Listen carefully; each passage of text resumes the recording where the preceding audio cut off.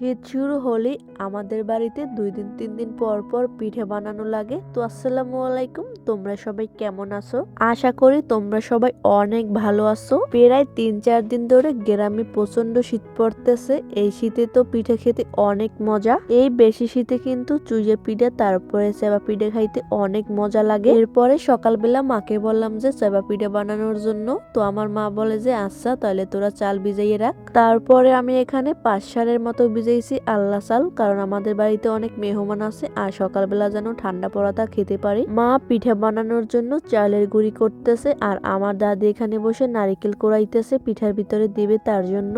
আমার দাদি বলে যে চুইয়া পিঠা তারপরে সেবা পিঠা এর ভিতরে যত বেশি নারিকেল দেবে তত বলে খেতে মজা লাগে। সেবা পিঠা বানানোর জন্য মা এখানে পরিমাণ মতো একটা পাতিলের ভিতরে নিয়ে নিয়েছে পানি। তারপরে মা এক এক করে দারচিনি, এলাচ এইগুলো দিয়ে দিয়েছে। তারপরে দিয়ে দিয়েছে নারিকেল কোরানো। নারিকেল দেওয়ার পরে দিয়ে দিয়েছে এখানে চিনি। চিনি আপনারা আপনাদের ইচ্ছা মতো দিতে পারেন, যে যেরকম মিষ্টি খান। আমরা একটু বেশি মিষ্টি খাই, এর জন্য মা এখানে বেশি একটু চিনি দিয়ে দিয়েছে। আজে একটা পাতিলের ভিতরে এলাচ তারপরে নারিকেল চিনি দিয়ে রাখছিল। ওই পাতিলের পানি যখন গরম হয়ে গেছে তারপরে ওই পাতিলের পানি দিয়ে মা চালের গুঁড়িটারে গুলিয়ে নিতেছে। ভালোভাবে যখন গোলা হয়ে গেছে তারপরে মা হাতের সাহায্যে ছোট ছোট বিস্কুটের মতো বানাই নিছে।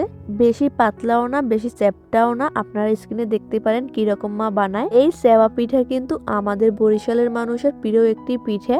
এই পিঠে খাজুরের রস তারপরে নারিকেল দুধ দিয়েও খাওয়া যায়। আজকে আমরা নারিকেল আর দুধ দিয়ে বানাবো পিঠে। এই সেবা পিঠা কিন্তু আমাদের বেশি খাওয়া হয় শীতকালে। শীতকালে খেতে কিন্তু অনেক মজা লাগে। এই চেবা পিঠা খেতে কিন্তু বেশি মজা লাগে সকালবেলা, কারণ সকালবেলা একেবারে ঠান্ডা পড়ে যায় পিঠে, তখন খেতে অনেক মজা লাগে। মাঝে পাতিলের ভিতরে পানি দিছিল, ওই পানি টকবগাইয়া ফোটে, তার ভিতরে মা চেবা বানাইয়া আস্তে আস্তে করে সবগুলো দিয়ে দিতেছে। চেবা সব বানাইয়া যখন পাতিলের ভিতরে দিয়ে দিবে এরপরে সবার শেষে দিয়ে দিবে অল্প পরিমাণে চালের গুঁড়ি। এখানে চাউলের গুঁড়ি বেশিও না তারপরে কমও না, একেবারে পরিমাণ মতো দেওয়া লাগবে চাউলের গুঁড়ি এর ভিতরে। ও হ্যাঁ, তোমাদের তো বলাই হয় না, মা কিন্তু প্রথমেই পানির ভিতরে দিয়ে দিয়েছিল লবণ। ওই সময়ের ভিডিও করতে পারি না, তারপরে মনেও ছিল না, তো এখন বলে দিলাম। এই তো আমাদের সেবা পিঠা বানানো শেষ। বানানোর সাথে সাথেই আমরা সবাই বসে পড়লাম খাওয়ার জন্য।